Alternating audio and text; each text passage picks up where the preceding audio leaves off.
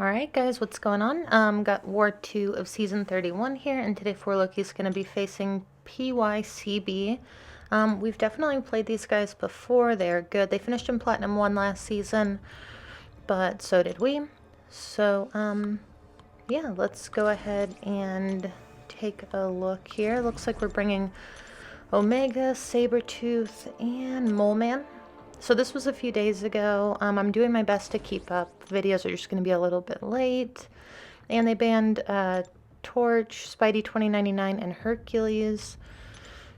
So I've seen a couple people ban Hercules now. I'm not sure that it's like the best move. I think that he does a lot of stuff well, but there are champions that just do more, I think. Like, there are good alternatives to Hercules, but there are some champs where there aren't good alternatives to them, if that makes sense. So, okay, so this first fight on Path 5, I think I'm going to be on Path 5 a lot this season, just because I'm pretty used to it.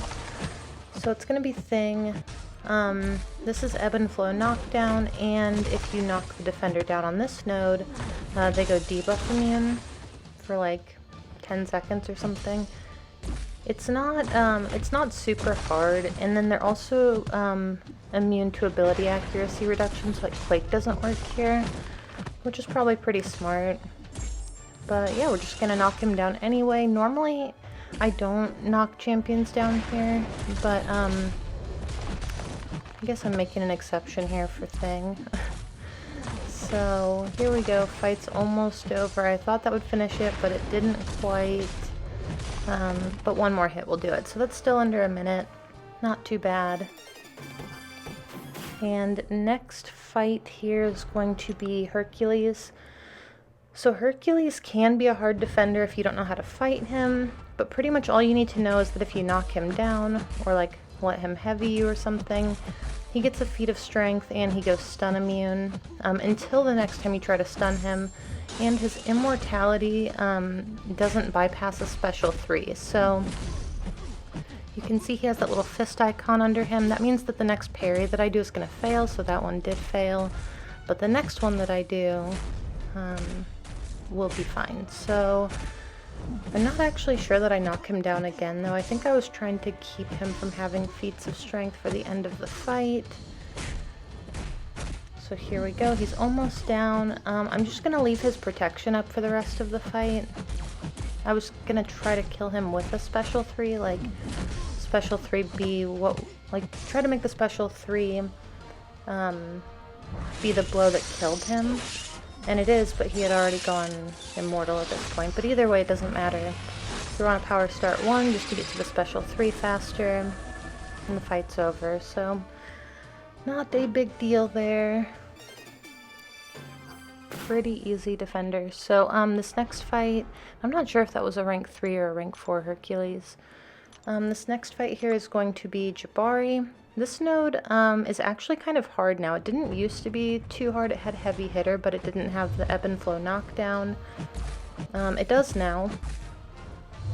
So basically, with Jabari, and it also has bubble shield. So with Jabari, what I'm going to do now is just knock her down with a special attack. I think that's what works best. So knocked her down. I was going to go for an intercept there, but she threw a special, which is totally fine. Here I'm going to get an intercept and the fight's over. So like 30 seconds, not too bad at all. And my next fight here, I guess I'm talking, next fight here is going to be Void on this node, and this node changed. It has window of opportunity stun. You get a disorient every time that you block, and this fight can just be a little bit of a nightmare. So you can see I lost like almost 10% health just from my suicides not shrugging at the very beginning. And I feel like Void was playing like really skittish here, and so was I. I was pretty nervous. So Mole Man will shrug off the disorient, but it still takes a second. You're still taking like a big chunk of damage in the meantime.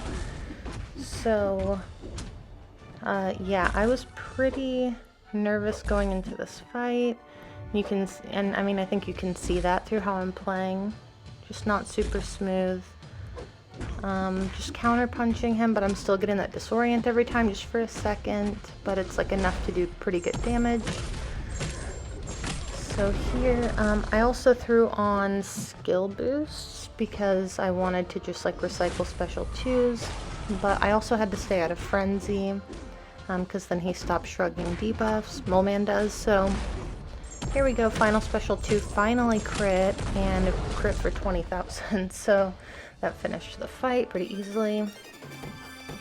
And then I'm going to be on path 7 in section 2. This is actually one of the harder lanes as far as like, you know, power getting out of control. This first fight's going to be ManThing, and he has Spite, and I forget what the node is called, Rise to Power, where when you knock him down, for like a couple seconds afterwards, he basically has kinetic transference, so just gonna block hit him. I've done this before. You can either do this with an invulnerability boost if you have Omega Red, or you can do it with like a power start 1 and just race him to a special 3. But I used an invulnerability boost here because of my next fight. I wanted one for that. But you can see this fight's almost over. This person is running Mystic Dispersion, but I don't think they have 5 points. It looks like 4 maybe.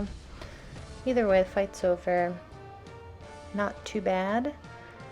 Now this next fight, so anyone who's been watching my channel for a while, there's been one war in my entire 4 Loki history that I've died to. I've died 2 times in one war, and it was 2 times to one fight, and it was this fight, this defender, and it still makes me nervous. Like I'm pretty sure I almost quit the game over that fight. So yeah, this has aspect of evolution and kinetic transference. So basically you don't want Nick Fury throwing his special 1 in this fight. So the kinetic transference actually helps push him to a special 2, but then he's doing like a lot of block damage to you. Luckily this fight is actually going pretty smoothly, and you can see he's almost down. He's down, and I'm at 92%. That fight killed me 2 times in one war. It's just so crazy to think about. But yeah, so it's over. And then this next fight is actually from my alliance mate and battle group mate Mad Cat. I thought this fight was actually really cool, so I wanted to add it in. And this was actually from our first war.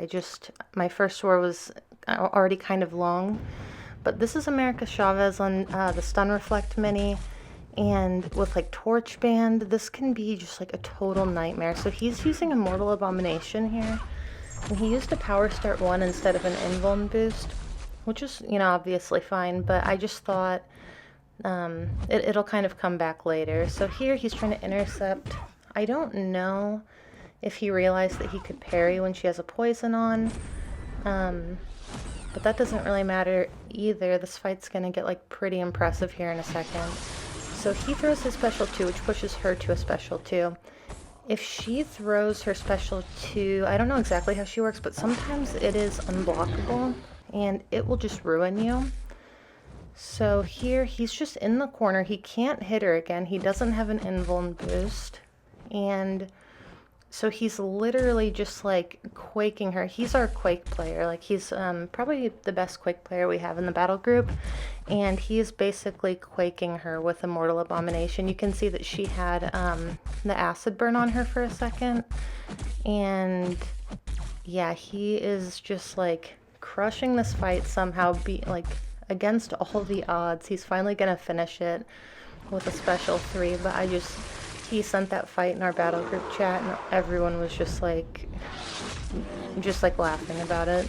It's just amazing, because that was a fight that most people, if they hadn't kept a cool head, would have died to. So, okay, these are our Alliance MVPs for the war: Karate Mike, P-Mug, and Pete. Awesome job to you guys. This isn't like MVPs for the actual war. This is like according to Kabam. This is according to Tater's power rating system, which is, you know, 1,000,000 times better.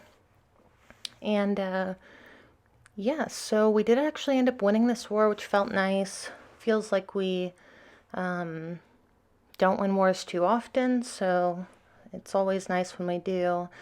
You can see we died 6 times as an alliance, which isn't like, you know, great if you're going for masters, but some of the deaths that we had could have easily been avoided, so it's like we know that we could have died less times, so that's good.